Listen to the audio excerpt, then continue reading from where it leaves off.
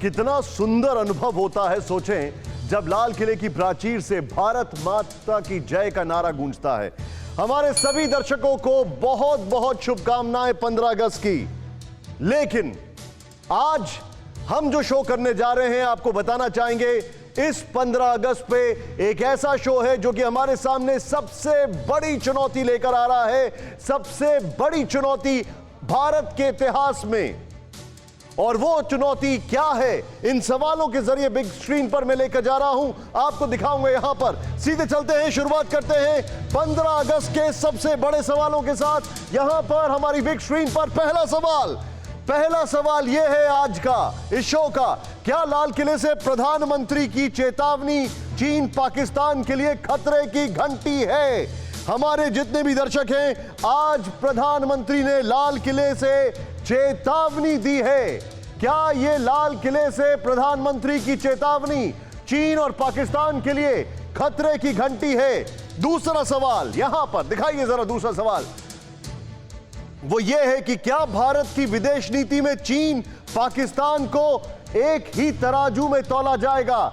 क्या भारत की विदेश नीति में चीन और पाकिस्तान को एक ही तराजू में तौला जाएगा? यह हमारे सामने इस वक्त का सबसे बड़ा, सबसे महत्वपूर्ण सवाल है और बहुत संवेदनशील सवाल भी है, क्योंकि अब चीन और पाकिस्तान क्या दोनों एक ही तरीके से हो गए? नेक्स्ट चेंज ओवर करें, जो अति इंपॉर्टेंट है वो ये है, आज TV9 भारतवर्ष आपके सामने एक सवाल रख रहा है, जरा ध्यान से देखें। भारत की स्थिति भी दक्षिण एशिया में इजराइल वाली हो गई है क्या? बड़ा सवाल, क्या भारत की स्थिति भी दक्षिण एशिया में इजराइल वाली हो गई है? यह हमारा इस वक्त का सबसे बड़ा सवाल है, सबसे बड़ा सवाल। मैं सीधे चलूंगा हमारे खास मेहमानों के पास, और वो खास मेहमान मैं आपको इंट्रोड्यूस करने से पहले आपको बता दूं, इस वक्त की सबसे बड़ी खबर, ये जो तीनों सवाल हैं, ये तीनों सवाल मैं एक बार फिर से आपको स्क्रीन पर दिखाना चाहूंगा मेरे साथ।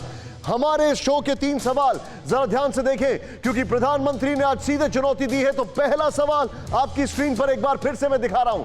हमारा पहला सवाल जो है, जरा ध्यान से देखें आप, हमारा पहला सवाल यह है कि क्या आज की तारीख में लाल किले से प्रधानमंत्री की चेतावनी चीन और पाकिस्तान के लिए खतरे की घंटी है? पहला सवाल। दूसरा, क्या भारत की विदेश नीति में दोनों को एक साथ देखा जाएगा? और फिर भारत की स्थिति भी दक्षिण एशिया में क्या इजराइल वाली हो गई है? यह हमारे 3 सवाल है। शुरुआत कर रहे हैं शो की इस वक्त की सबसे बड़ी खबर ब्रेकिंग के साथ। लाल किले से पीएम ने दी चीन पाकिस्तान को चेतावनी, बड़ी खबर।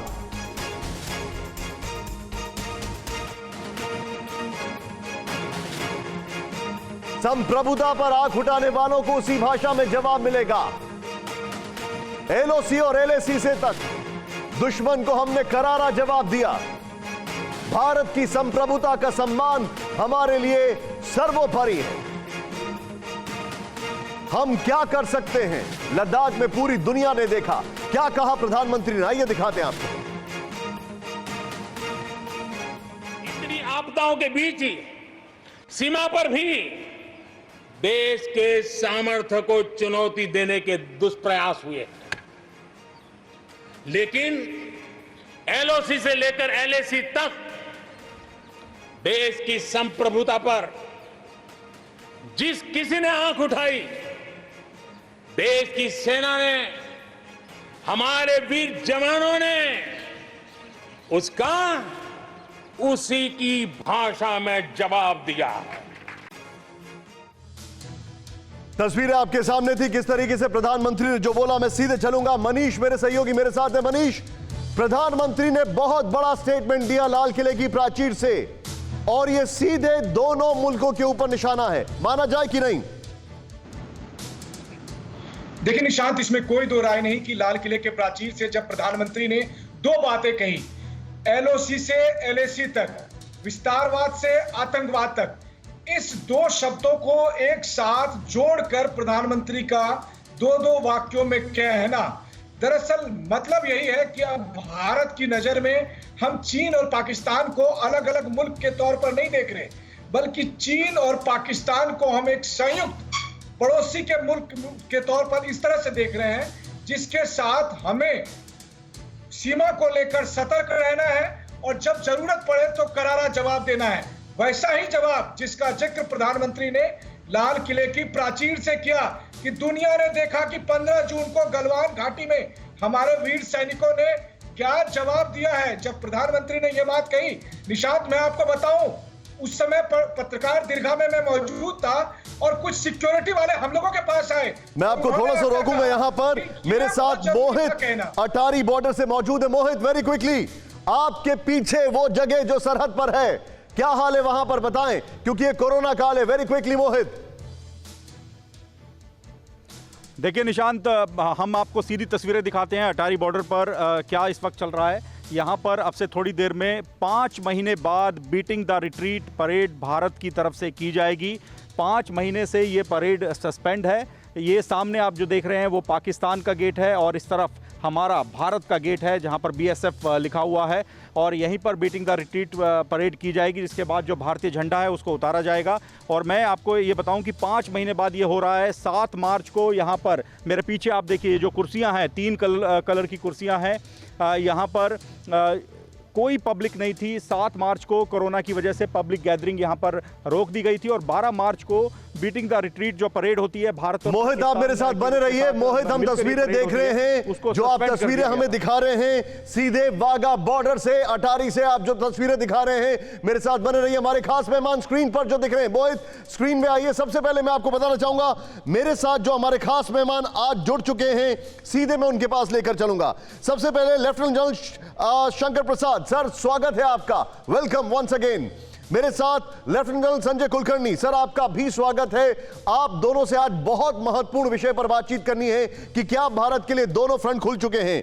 और अभी अभी कुछ ही दिन पहले चीन से लौटे मेरे साथ अतुल अनेजा सर हैं, फॉर्मर एसोसिएट एडिटर हिंदू के, जो कि बीजिंग में बेस्ड थे। सर, आपसे जानना चाहूंगा कि अब आगे की स्ट्रैटेजी क्या है, कि क्या भारत का हाल इजराइल वाला होता जा रहा है।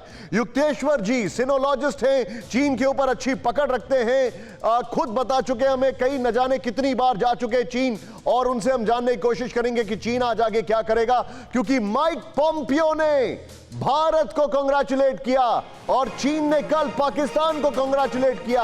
यह फर्क है। मैं इस बार एक बार ब्रेकिंग आपको फिर से दिखाऊंगा, पहली ब्रेकिंग एक बार फिर से आपकी स्क्रीन पर, और प्रधानमंत्री जाऊंगा, उसके बाद मैं शंकर प्रसाद सर के पास जाऊंगा। फिर से संप्रभुता पर आंख उठाने वालों को उसी की भाषा में जवाब दिया जाएगा। प्रधानमंत्री मोदी ने सीधे तौर पर यह कहा है, इस वक्त का यह बड़ा बयान। दूसरा, LAC LOC, दुश्मन को हमने करारा जवाब दिया। जनरल शंकर प्रसाद हमारे साथ है। सर, वेरी क्विकली आपसे, क्या यह समझा जाए कि भारत ने अपना एजेंडा सेट कर दिया है और चीन और पाकिस्तान दोनों को लाल किले की प्राचीर से प्रधानमंत्री जी की यह चेतावनी है? जी, आपने बिल्कुल ठीक फरमाया। जिस तरीके से आज प्रधानमंत्री जी ने अपने स्पेसिफाई, जिस तरह से वो बोलते हैं, जिस तरह से वो हर एक चीज़ को प्रोजेक्ट करते हैं, उन्होंने कहा ना चाइना का नाम लिया ना पाकिस्तान का नाम लिया, लेकिन उन्होंने 2 बात सफा कर दी आज। पहले LAC की बात कर दी और फिर LOC की बात कर दी। LAC कोई रशिया के साथ तो है नहीं, LAC है हमारी चाइना के साथ, LOC जो है हमारी है पाकिस्तान के साथ। बात दोनों क्लियर हो गई। दूसरा, उन्होंने बड़ा जरूरी बात जो बताई, जो निशांत जी आप शायद समझ रहे होंगे, उन्होंने ये कहा कि सारे नेबरिंग देशों से हम मिलकर बात करना चाहते हैं, और जरूरी नहीं है कि हमारे बिल्कुल नेबर ही हों, वर्ल्ड की जितनी पावर्स हैं उनके संग हम मिलकर काम करना चाहते हैं। तो ये भी संदेश उन्होंने दे दिया कि डिप्लोमेटिकली हम चारों तरफ से मजबूत हो रहे हैं। जहां तक कि मिलिट्री का सवाल है, उनको उन्हीं के लफ्जों को दोहरा दें कि अगर किसी ने आंख उठा के देखा तो उसके लिए ये बहुत भारी पड़ेगा। उन्होंने ये भी कह दिया कि जो अभी हमारे साथ हुआ गलवान में और जिस तरह से हमने उसको रिएक्ट किया, वो भी वर्ल्ड ने देख लिया। तो 2-3 चीजें निशांत जी बहुत क्लियर हो गई आज कि चाइना के लिए, पाकिस्तान के लिए डिप्लोमेसी जिस तरह से हो रही है और जिस तरह से सर, मैं आपसे एक चीज जानना चाहूंगा, गलवान में जो अपना सर पार्डन मी सर, मैं आपसे एक चीज जानना चाहूंगा, यानी कि जो आज से पहले हमें एक मन में शंका थी कि चाइना को लेकर भारत के मन में शायद थोड़ा सा एक सॉफ्ट कॉर्नर अभी भी होगा, उतनी तलखी नहीं है जितनी पाकिस्तान के प्रति है, लेकिन क्या आज ये हिस्टोरिक डे, क्योंकि कोरोना काल में 15 अगस्त जिस तरीके से मनाई गई है, क्या उस दिन को प्रधानमंत्री ने क्लियर कर दिया है कि नहीं, अब चाइना भी उसी चश्मे से देखा जाएगा जैसा पाकिस्तान देखा जाता है। आपने बिल्कुल ठीक कहा। प्रधानमंत्री ने ये दोबारा से कह दिया अपने लफ्जों में, जिस तरीके से अपने स्टाइल से कहते हैं कि अगर कोई एलएसी और एलओसी पे आंख उठाकर देखेगा तो उसको बहुत भारी पड़ेगा। इससे ज्यादा और क्या चाहते हैं हम। प्रधानमंत्री ने बड़े सफा तरीके से अपने जो उनका अपना तरीका है बताने का, उससे क्लियर बता दिया। अब भी समझना नहीं चाह रहा कोई, तो उसकी प्रॉब्लम है, प्रधानमंत्री की प्रॉब्लम नहीं है। प्रधानमंत्री ने अपना जो उनके दिल में है, जो वो चाहते हैं, जो वो पॉलिसी बना रहे हैं, वो उन्होंने आज बिल्कुल क्लियर कर दी। कम से कम मुझे तो बिल्कुल क्लियर हो गई है, आपको भी क्लियर हो गई होगी। जिसको क्लियर नहीं हो रही है वो उसकी परेशानी है। उन्होंने ये मतलब ये किस चीज की शुरुआत है, बलवानों ये आपने सही कहा। मैं I agree with you sir. मैं सीधे कुलकर्णी सर के पास चलूंगा। सर, इसका मतलब क्या है? इसका मतलब यह है कि भारत अभी तक सिर्फ कॉपी बुक में हम लोग पढ़ते थे, हम लोग थ्योरी में पढ़ते थे, प्रैक्टिकल में सिर्फ वहां पर जो पेट्रोलिंग चलती थी एक जमाने में, मैं एलओसी की और एलएसी की बात कर रहा हूं। एलएसी पे सिर्फ पेट्रोलिंग हुआ करती थी, लेकिन अब एलएसी पर भी उतना शार्प डिवाइड दिखेगा कि मतलब एक पैर इधर और यहां से गोली चली। क्या इसका मतलब यह है? ये ऐसे है निशान, हम लोगों ने थोड़ा सा इसको एक दूसरे तरीके से देखना चाहिए। प्रधानमंत्री ने कहा है कि एलएसी से लेकर के एलओसी तक कोई भी, चाहे वो जिसे कहते हैं विस्तारवाद हो या आतंकवाद हो या कैसे भी, जो कुछ भी होएगा, जो भी हमारी संप्रभुता के ऊपर गलत नजर से देखेगा उसको सही जवाब दिया जाएगा। अब इसका मकसद क्या है? एक तरह से it is a messaging to the Chinese and the Pakistanis, ये भाई आप जहां पे हो अपने जो लिमिट है उससे ज्यादा आगे मत आओ, you will get it back. That is the first thing. The second thing is, अब the prime minister has given his vision that this is what India stands for. उसके बाद अब बाकियों ने, चाहे वो डिफेंस है, चाहे फॉरेन पॉलिसी है, चाहे इकोनॉमिक्स है, सब ने अपने अपने तरीके से अपने आप को मजबूत बनाना है, जिससे कि अगर हमने कहा है कि ये जो भी विस्तारवाद या आतंकवाद हिंदुस्तान के बरखिलाफ करने की कोशिश करेगा उसको उसी सही तरीके से अब जवाब देने के लिए we have to now rise to the occasion. We all have to really work hard, जिसमें उन्होंने कहा कि सारे देशवासी 130 करोड़ हिंदुस्तानी जो हैं वो एकजुट होकर के रहेंगे। I'll rephrase my question. एक तराजू में पाकिस्तान और चीन को रखा जाएगा, क्या यह समझा जाए सर? ऐसे है, जो पाकिस्तान है वो अब चीन का पिट्ठू है, क्योंकि वो चीन का पिट्ठू है, इसलिए अब उसकी जो प्रभुसत्ता है वो मतलब प्रभुसत्ता ने आइडेंटिटी पॉइंट नोटेड। मैं अपने दर्शकों को सर, पॉइंट नोटेड सर, मैं अपने दर्शकों को, अतुल सर मैं आपके पास इसके तुरंत बाद आ रहा हूं, मैं अपने दर्शकों को कुछ दिखाने जा रहा हूं, आज की स्पीच की कुछ रोचक बातें। और युक्तेश्वर जी मुझे बताइएगा चीन में क्या हलचल है, चीन के अंदर की खबर बताइए मुझे, मैं आपके पास आ रहा हूं। लेकिन यहां पर देखें आप, हमारे जितने भी दर्शक हैं, मैं आपको जो दिखाने जा रहा हूं जरा देखें। लाल किले से कब कितना बोले प्रधानमंत्री मोदी, आपको दिखाना चाह रहे हैं हम। देखिए सबसे बार अगर बात की जाए 2014 में 65 मिनट वो बोले थे पहली बार जब बोले, उसके बाद नेक्स्ट चेंज ओवर करें 2015 में 86 मिनट, ये आज वाली ड्यूरेशन है। 2016 में 94 मिनट, सबसे लंबा भाषण 2016 में था अगर आपको याद होगा। नेक्स्ट चेंज ओवर करें 2017 और में करीब 57 मिनट उनका भाषण था। 2018 में 82 मिनट वो बोले थे लाल किले की प्राचीर से। 2019 में अगर बात की जाए तो 92 मिनट, ये करीब सबसे लंबा दूसरा भाषण था। और आज 2020 की अगर बात की जाए तो 86 मिनट ये प्रधानमंत्री ने बोला। लेकिन आज जो हर चीज की बात हो रही है वो मैं आपको दिखाना चाहता हूं, जरा इसको चेंज ओवर करें। लाल किले की प्राचीर से आज एक इतिहास रचा गया, 7 बार तिरंगा फहराया, पहले गैर कांग्रेसी ऐसे प्रधानमंत्री हैं। अब इस लिस्ट को देखें आप, जरा देखें और समझे। मैं उस तरफ नहीं जा सकता लेकिन आपको दिखाऊंगा। पंडित नेहरू को 17 बार, 16 बार इंदिरा जी, उसके बाद मनमोहन जी 10 बार, मोदी जी 7 बार यहां पर, वाजपेयी जी 6 बार, और फिर नरसिम्हा राव जी 5 बार, और ये राजीव गांधी जी 5 बार। ये आपके सामने जो हम दिखा रहे हैं इसको देखें और समझें, क्योंकि भारत के लिए ये बड़े गर्व का दिन है, भारत के लिए बहुत महत्वपूर्ण दिन है। मैं सीधे चलूंगा यहां पर अपने खास मेहमानों के पास, और मनीष झा।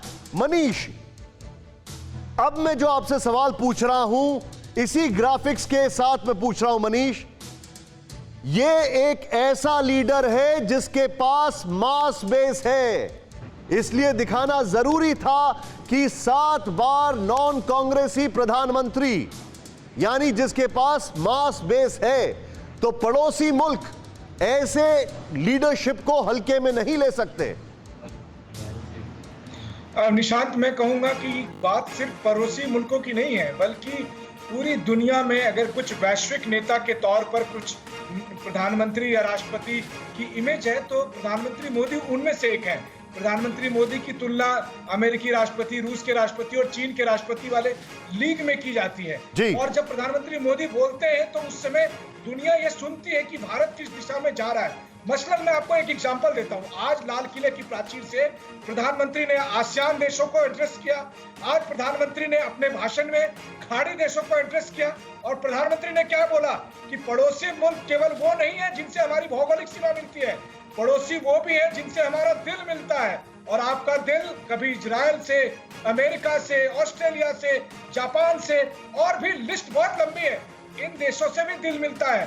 तो प्रधानमंत्री एक वैश्विक नेता के तौर पर जब ये बात कह रहे थे तो वो दरअसल भारत की विदेश नीति को नए सिरे से डिफाइन कर रहे थे। पिछले कुछ महीनों के घटनाक्रम के बाद मोदी सरकार क्या सोचती है, भारत की क्या विदेश नीति है, अगर इसको जानना है तो प्रधानमंत्री के उस भाषण के अंश को सुनिए और तब समझ में आएगा कि मोदी की डॉक्ट्रिन क्या है। जी, मैं यहां पर सीधे इसको, अगर मैं चाहूंगा स्प्लिट में लेकर आए, मैं सीधे चलूंगा। एक यहां पर बड़ी खबर आपको दिखा रहा हूं। पैंगोंग झील के किनारे आईटीबीपी के जवानों ने जश्न मनाया है। लद्दाख में पैंगोंग त्सो के तट पर लहराया तिरंगा। 14,000 फीट पर आईटीबीपी जवानों का आजादी का जश्न, इस वक्त की बड़ी खबर। और झील खड़े होकर तिरंगे को दी सलामी।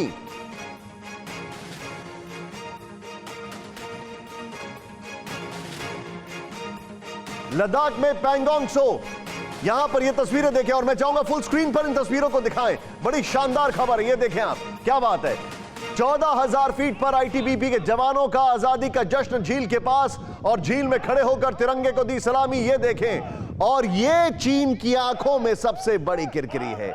ये चीन को इतना ज्यादा चुभेगा कि इसकी हद नहीं है। अतुल सर मेरे साथ हैं। सर, मैं आपसे जानना चाहूंगा, ये जो तस्वीरें हैं, ये तस्वीरें अपने आप में बहुत कुछ डिफाइन करती हैं, और चीन की आंखों में सबसे बड़ी किरकिरी यही है, ये हमारा इलाका है।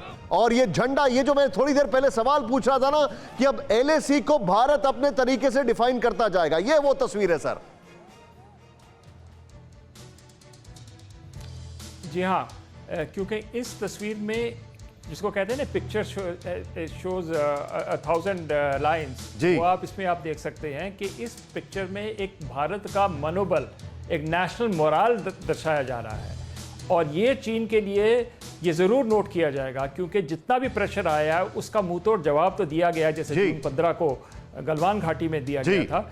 लेकिन एक नेशनल मोराल जो है वो दोनों तरफ आप देख सकते हैं। आज जो लाल किले में स्पीच हुई है उसका जो रिएक्शन रहा पूरे देश भर में, और जो पैंगोंग झील के साथ जो आप विजुअल्स दिखा रहे हैं जी, इन दोनों को अगर आप जोड़ें तो एक भारत का मनोबल सामने नजर आता है जो डिफायंस का है, जो प्रोएक्टिव है। अतुल सर, मैं आपसे एक चीज जो पूछ रहा हूं, मैं आपसे बड़ा डायरेक्ट सवाल पूछ रहा हूं। ये वो इलाका है जो कंट्रोवर्सी से घिरा हुआ है, ये वो इलाका है जहां पे डिसएंगेजमेंट की बात चल रही है, और वहां पर तिरंगा दिखाना मतलब सीधे सीधे मैसेज, लाउड एंड क्लियर। एक तरफ लाल किले से मैसेज और दूसरी तरफ पैंगोंग त्सो झील पर मैसेज, सीधे मैसेज है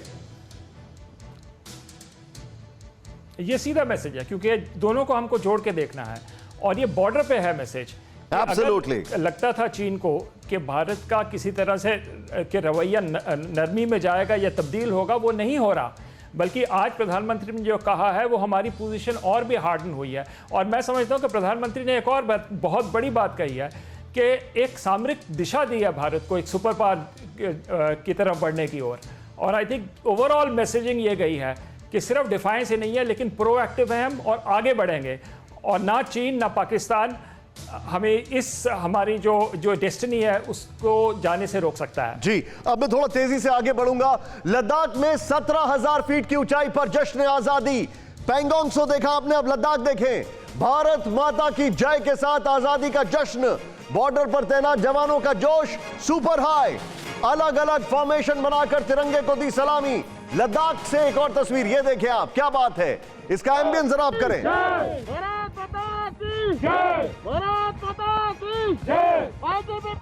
बॉर्डर पर तैनात जवानों का जोश सुपर हाई। ये तस्वीरें देखें आप, ये है अलग अलग फॉर्मेशन बनाकर तिरंगे को सलामी दी जा रही है लद्दाख से। क्या बात है, अति उत्तम। लद्दाख में 17,000 फीट की ऊंचाई पर जश्न आजादी। हर वो इलाका है जहां पर सवाल खड़ा होता है और हमारे फौजी जो देश का गौरव है उनको हम दिखा रहे हैं। इन तस्वीरों को देखें आप एक बार फिर से। ये तस्वीरें पहले आपको दिखाया पैंगोंग त्सो, अब लद्दाख। मैं चाहूंगा दोनों तस्वीरों को साथ साथ दिखाएं, पैंगोंग त्सो और लद्दाख दोनों को साथ साथ दिखाएं। ये अपने आप में एक बहुत बड़ा मैसेज है, लाउड एंड क्लियर, सीधे सीधे चीन को बताने की कोशिश है कि देखिए हम में कितनी कुव्वत है और हम क्या कर सकते हैं। मैं सीधे चलूंगा, यहां पर मेरे साथ युक्तेश्वर मौजूद है। इन दोनों विजुअल्स को दिखाइएगा। युक्तेश्वर, ये बताइए चीन के अंदर क्या खबर है? मैं देख रहा हूं आज तो ग्लोबल टाइम्स भी चुप्पी साधे बैठा है। बिल्कुल, और इस बात का थोड़ा सा मुझे शिकायत है कि भाई जनरली आज भारत का 74वां स्वतंत्रता दिवस है तो वहां से तो कुछ तो मैसेज आना चाहिए, लेकिन चीन के न्यूज़पेपर काफी शांत है।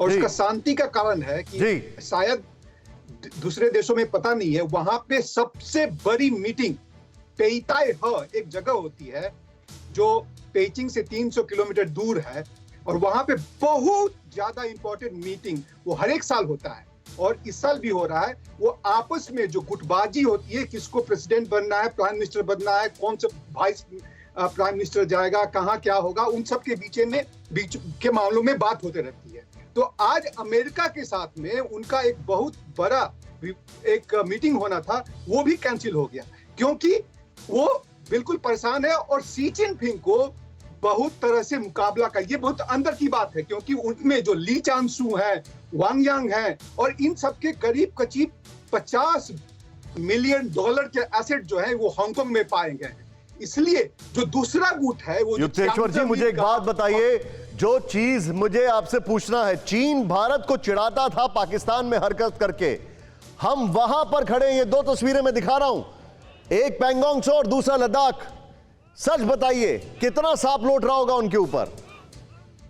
बिल्कुल, जैसा कि अभी बताया कि a picture speaks louder than thousands of words, तो बिल्कुल उनके ऊपर में सांप, उनके छाती पे सांप लौट रहा है और उनके अंदर में इतना ज्यादा भीतर की जो मैं खबर बता रहा हूँ, इतना ज्यादा अंदरूनी उनका खुद का ही टसल हो गया है क्योंकि ली केqiang जो उनका प्राइम मिनिस्टर है वो अब शी जिनपिंग से लगभग खुलेआम ओपनली तरह से उनमें एक गुटबाजी हो रही है। क्योंकि युक्तेश्वर जी, आप बड़ी खबर दे रहे हैं, मैं अपनी टीम को यहां पर डायरेक्ट करूंगा आउटपुट को कि इस वक्त की बड़ी खबर चीन के अंदर गुटबाजी की खबर। युक्तेश्वर रिपोर्ट कर रहे हैं, तैयार करें यह ब्रेकिंग। चीन के अंदर गुटबाजी की खबर, चीनी प्रधानमंत्री और चीनी राष्ट्रपति में मतभेद, इस वक्त ये दूसरी बड़ी खबर। तीसरी बड़ी खबर कि चीन का पूरा ध्यान अपने आंतरिक मसलों पर, क्योंकि चीन के अंदर बहुत बड़ा मतभेद। इस वक्त ये बड़ी खबर, ये ब्रेकिंग तुरंत तैयार करें, ये बहुत बड़ी खबर आप मुझे बता रहे हैं। चीन में गुटबाजी, अगर ये खबर आ गई तो सीधे फ्लैश करें, ये बहुत बड़ी खबर है, इसका मतलब क्या हुआ? ये बिल्कुल है क्योंकि जैसे उनमें हमेशा से ही एक दो ग्रुप होता रहता था। जैसे कल्चरल रिवॉल्यूशन के समय में भी माओ जेतुंग और लिउ शाओची के बीच में गुटबाजी हुई थी और वहीं पे उन्होंने बोला, लिउ शाओची ने, कि ये जो प्रॉब्लम हो रहा है उसको चाइनीज बोला था उसने सान फन थियन चाहे छी फन रन हुआ, मतलब 30% जो है वो बाहर की चीजों से या गॉड मेड है, लेकिन 70% जो है वो मैन मेड है। तो ली केqiang भी करीब इसी तरह से बोल रहे हैं कि आज जो शी जिनपिंग का एक था कि चाइना ड्रीम और सब लोगों के पास में इतना पैसा होगा, उन्होंने बोला कि 600 मिलियन लोगों के पास में एक महीने का गुजारा के लिए केवल 1000 रनमिनपी मतलब 10,000 रुपए की औसतन आय है, जिससे शी जिनपिंग चिढ़ गए हैं। उसके बाद में बहुत सारी मीटिंगों में भी ऐसी बातें हुई हैं जिससे गुटबाजी का बहुत ज्यादा हमें देखने को मिल रहा है। और जब भारत अपने आप को स्वावलंबी, स्वदेशी, सामर्थ्यवान, आत्मविश्वासी ऐसे बोल रहा है और चीन थोड़ा सा आप जो मुझे बता रहे हैं युक्तेश्वर, क्या ये समझा जाए कि इस वक्त की जो बड़ी खबर है, यही फ्रेम रखेगा, इस वक्त की बड़ी खबर है, क्या ये समझा जाए कि चीन के अंदर इंटरनल डिस्प्यूट बढ़ गया है और इसलिए शी जिनपिंग का ध्यान उस तरफ है? पूरी खबर समझाएं। जी बिल्कुल, जैसे अभी कल पेइताय हाउस, ऐसा न्यूज होता है कि पेइताय है का कब से कब मीटिंग होगा ये भी किसी को पता नहीं होता है, लेकिन शी जिनपिंग में जब चाह रहे थे कि वो हमेशा के लिए राष्ट्रपति बने रहेंगे, हमेशा के लिए जनरल सेक्रेटरी बने रहेंगे, तो उस पे बहुत सारे लोगों ने क्वेश्चन मार्क किया। जैसे उन्होंने बताया कि 5 साल के नहीं है, अपने 15 साल के लिए 2035 साल के लिए 3-5 वर्षीय योजनाओं के बारे में वो बताना शुरू किया। तभी जो उनके खिलाफ के जो लोग हैं, जैसे चियांग जेमिन, हू चिनटाओ, उनका जो ग्रुप है, वो उनके ऊपर में दबाव डाला और उनको इन सब बातों से बोलने से रोका। तो इससे ये पता चल रहा है कि शी जिनपिंग की जो एकमात्र 14 ऑर्गेनाइजेशंस के वो अपना प्रेसिडेंट थे और जनरल सेक्रेटरी हैं, सेंट्रल मिलिट्री कमीशन के चेयरमैन, और ऐसे वो। युक्तेश्वर जी, आप जो खबर बता रहे हैं, मैं अपने दर्शकों को एक बार फिर से फ्लैश करूंगा। इस वक्त की बिग स्क्रीन पर ये पूरी खबर दिखाएं। बड़ी खबर ये हमारे सामने है, चीन में अपने आंतरिक मामलों को लेकर उलझा, चीन के अंदर गुटबाजी की खबर। और दूसरी खबर यह है कि चीन के प्रधानमंत्री और चीन के राष्ट्रपति के बीच में मतभेद खुलकर सामने आए। चीन के प्रधानमंत्री ने चीन के राष्ट्रपति के खिलाफ झंडा बुलंद किया। यह इस वक्त की बड़ी खबर हम आपके सामने दिखा रहे हैं। यह चीन के लिए सबसे बड़ा चिंता का विषय है। युक्तेश्वर कुमार हमारे सहयोगी जो हमारे साथ जुड़े हुए हैं, इस वक्त वो बता रहे हैं कि चीन के अंदर इंटर कॉन्फ्लिक्ट्स बहुत ज्यादा बढ़ गए हैं और आज ये सबसे बड़ा एग्जाम्पल है। इसीलिए सारे चीनी अखबार शांत हैं, कोई कुछ नहीं बोल रहा है। इस वक्त की सबसे बड़ी खबर। और भारत के विदेश मंत्रालय ने चीन को आगाह किया है, शांति बहाली के लिए चीनी पक्ष ईमानदारी से काम करे, सीमा पर बने हालात से तय होगा रिश्तों का भविष्य। यह एक और बड़ी खबर हमारे सामने है। भारत पूर्ण रूप से पीछे हटने को लेकर चीन से गंभीरता की उम्मीद करता है। चीन सीमा पर विवाद का जिम्मेदार भारत को ठहरा रहा था, लेकिन भारत ने सीधे तौर पर यह कह दिया है। और मैं आपको सीधे यहां पर लेके चलूंगा बिग वॉल पर। आइए सीधे चलते हैं बिग वॉल पर और आपको बताना चाहूंगा भारत के विदेश मंत्रालय की तरफ से जो आया है। और यहीं से मैं मनीष झा के पास जाऊंगा, सीधे दिखाएं यहां पर। यह इस वक्त की बड़ी खबर, यह हमारे पास जो एक आ गया है, डिसएंगेजमेंट जो है वो सहमति के जरिए ही किया जा सकता है, पारस्परिक सहमति के जरिए किया जा सकता है। यह सीधे तौर पर कह दिया है ना, एक्सचेंज ओवर करें, इंपॉर्टेंट फैक्टर है। सीमा और आपसी संबंधों के भविष्य को अलग नहीं किया जा सकता है, भारत ने यह क्लियर कर दिया है। नेक्स्ट चेंज ओवर करें, इंपॉर्टेंट फैक्टर है। सैनिकों की वापसी के लिए ईमानदारी से मिलकर काम करे चीन, यह भी भारत ने कह दिया है। फिर चेंज ओवर करें, इंपॉर्टेंट फैक्टर है। एलएसी से पीछे हटने को लेकर जारी प्रक्रिया जल्द से जल्द पूरी हो। मैं सीधे चलूंगा मनीष झा के पास इसी कैमरे से। मनीष, ये जो इंफॉर्मेशन है पूरी इस पर जानकारी दीजिए। भारत ने अपना स्टैंड क्लियर कर दिया है। जी हाँ निशांत, देखिए प्रधानमंत्री मोदी ने आज लाल किले की प्राचीर से चीन को लेकर जो कहा और विदेश मंत्रालय के तरफ से जो चीन को लेकर बयान दिए गए हैं, अगर आप इस दोनों को जोड़कर देखें तो जो आपका सवाल था कि पाकिस्तान और चीन क्या एक लाइन में है, उसी का जवाब है। और लाइन क्या है कि आप देखिए कि जैसे पाकिस्तान को लेकर हमारी एक नीति है कि आतंकवाद और बातचीत एक साथ नहीं चल सकती है, उसी तरह से अब हमने एक लाइन ड्रॉ की है एलएसी पर भी कि अगर चीन का अतिक्रमण जारी रहता है, चीन अपनी पोजीशन पर वापस नहीं आता है जो अप्रैल 2020 से पहले है, तो फिर संबंध जो है हमारे वो सामान्य नहीं हो सकते हैं। देखिए निशांत, एक दिन हम और आप चर्चा कर रहे थे, पहले चीन कहता था कि हम सीमा विवाद को अलग रखेंगे, बाकी संबंधों को अलग रखेंगे, यानी हम बिजनेस करते रहेंगे। लेकिन अब प्रधानमंत्री मोदी के नेतृत्व में भारत ने यह फैसला किया है कि अगर सीमा, मैं आपको थोड़ा सा रोकूंगा, आपने जो पॉइंट रखा है, मैं सीधे जनरल शंकर प्रसाद के पास जाऊंगा। सर, मुझे एक चीज बताइए, भारत का ये जो स्टैंड है कि दोनों को अलग नहीं कर सकते, बिजनेस और बॉर्डर दोनों को, to be will go together, business and border will go together, ये मैसेज कितना डाउन द लाइन चाइना को समझ में आ रहा होगा इन एक्शन? क्योंकि भारत ने कई सारे एक्ट ऐसे किए हैं जिससे कि समझ में आ रहा है कि अब यह अलग भारत है।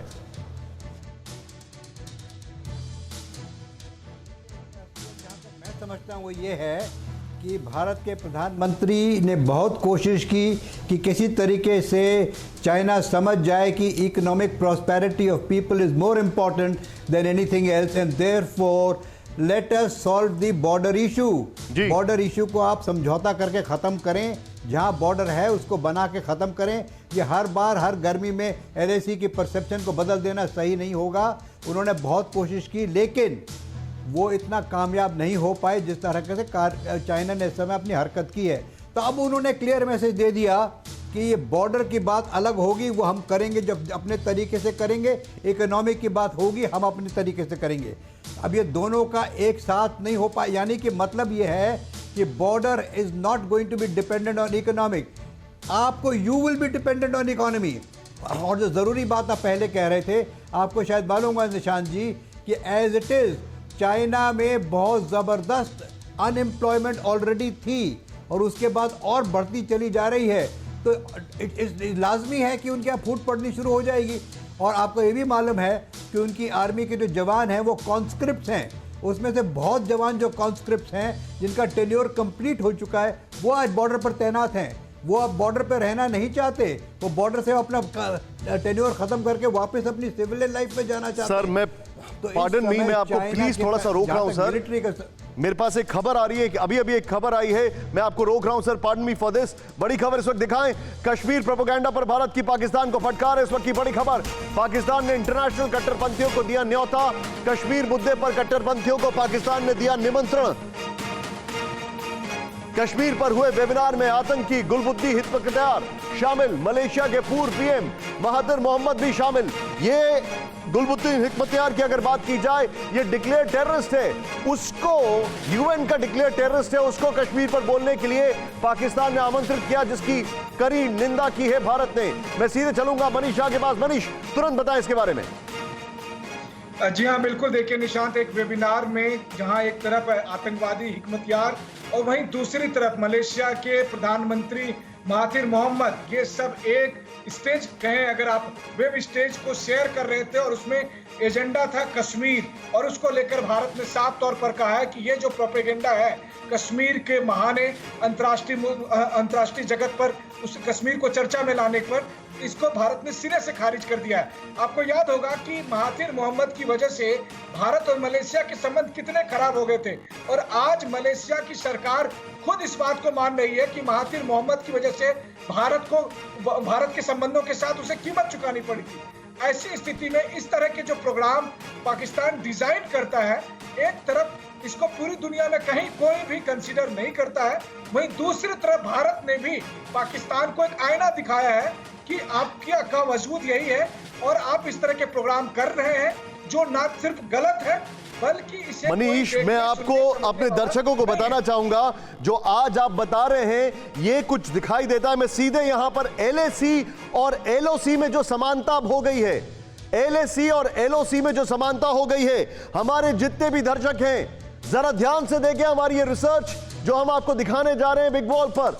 LAC और LOC, चीन और पाकिस्तान की करतूत। उसके बाद जनरल कुलकर्णी और अतुल सर के पास में आ रहा हूं, सीधे चाहिए यहां पर LAC और LOC में जो समानता, फुल स्क्रीन पर प्ले करें इस वक्त। बड़ी खबर आपके सामने देखें, यहां पर ये LAC है, वो LOC है और इन दोनों के चेहरे देख लें आप, एक शी जिनपिंग यहां पर और दूसरे इमरान खान वहां पर। LAC और LOC जरा समझें, अगर हो पाए तो थोड़ा सा टाइट फ्रेम हो जाए। LAC पर डिसएंगेजमेंट नहीं मान रहा चीन, बड़ी बात। दूसरा, LOC पर पाकिस्तान की तरफ से अब तक करीब 3000 बार सीज फायर का उल्लंघन। अभी ये मैं बीच में खड़ा होता हूं, ये दोनों एक साथ काम कर रहे हैं ऐसा लग रहा है। एक तरफ ये देखें, LAC और LOC दोनों में एक तरीके से एक्टिविटी हो रही है। चेंज ओवर करें। दूसरा पॉइंटर जो बड़ा इंपॉर्टेंट है वो दिखाना बहुत जरूरी है। यहां पर जो इंपॉर्टेंट फैक्टर है, अगर इसको चेंज करें यहां पर, वो ये है कि किस तरीके से LAC और LOC में चीन अभी भी फिंगर 4 एरिया में कुंडली मारकर बैठा है। चीन अभी भी फिंगर 4 के इलाके में कुंडली मारकर बैठा है। और LOC की अगर बात की जाए, POK में फिलहाल 15 लॉन्च पैड और 20 से ज्यादा टेरर कैम्प एक्टिव हैं। घुसपैठ के लिए 500 आतंकी तैयार हैं। यह भी आतंकी गतिविधि है, यह भी आतंकी गतिविधि है। यहां पर मैं फिर से पढ़ रहा हूं आपके सामने, चीन अभी भी फिंगर 4 एरिया में कुंडली मारकर बैठा है। नंबर 1, यहां पर देखें आप, पीओके में फिलहाल 15 लॉन्च पैड और 20 से ज्यादा टेरर कैम एक्टिव हैं। घुसपैठ के लिए 500 आतंकी तैयार हैं। ये बड़ा फैक्टर है। एलएसी और एलओसी की समानताएं देख रहे हैं आप। नेक्स्ट चेंज ओवर करें। अब दोनों भाई मिल जाते हैं, दोनों भाई मिल जाते हैं। ये चोर चोर मौसेरे भाई।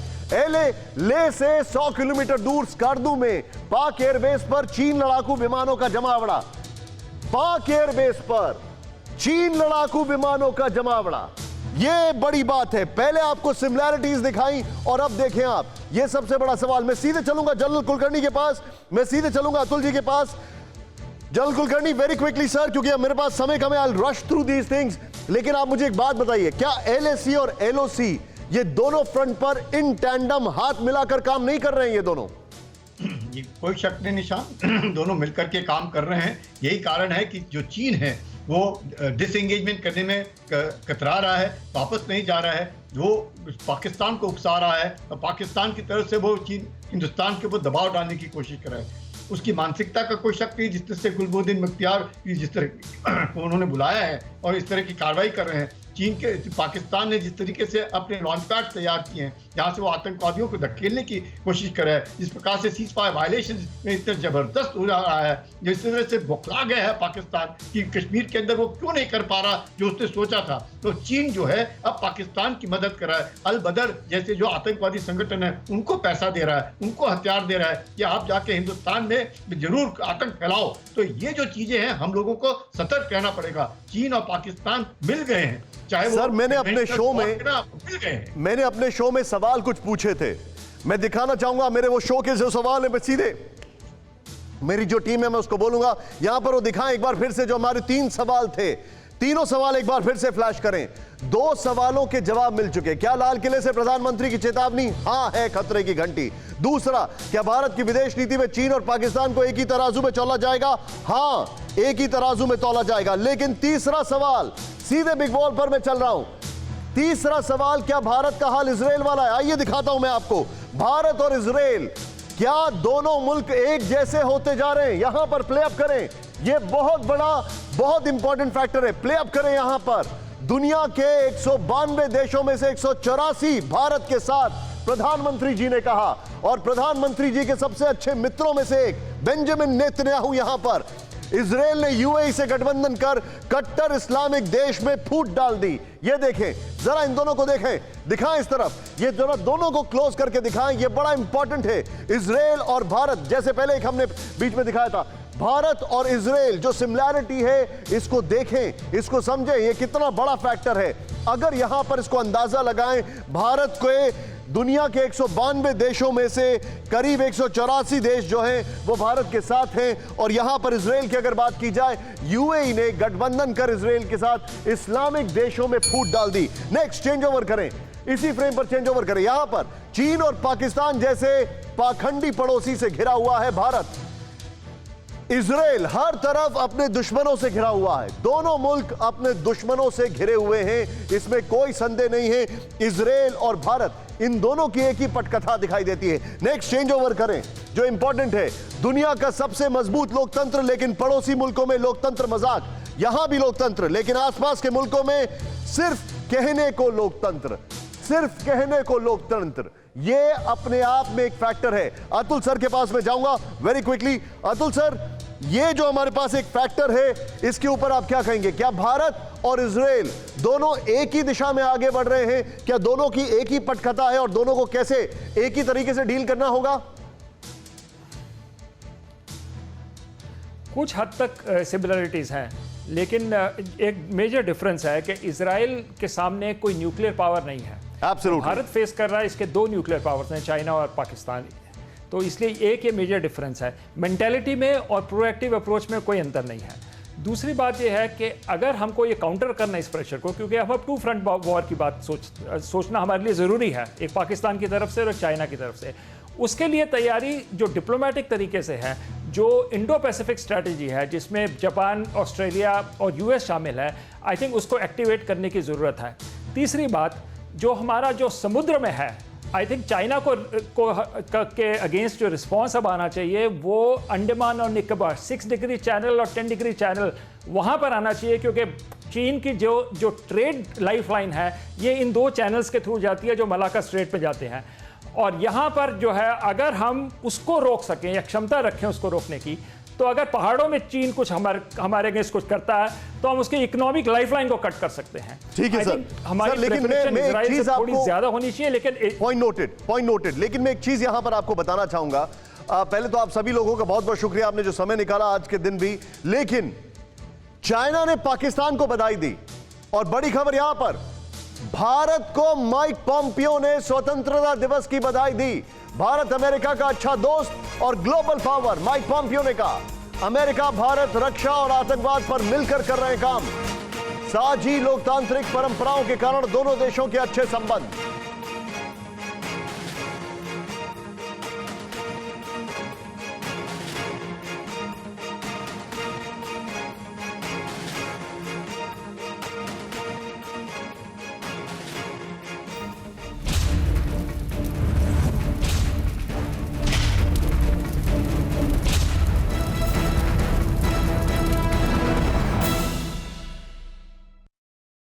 अड़ी सोमवार से शुक्रवार शाम 6 बजे सिर्फ TV9 भारतवर्ष पर।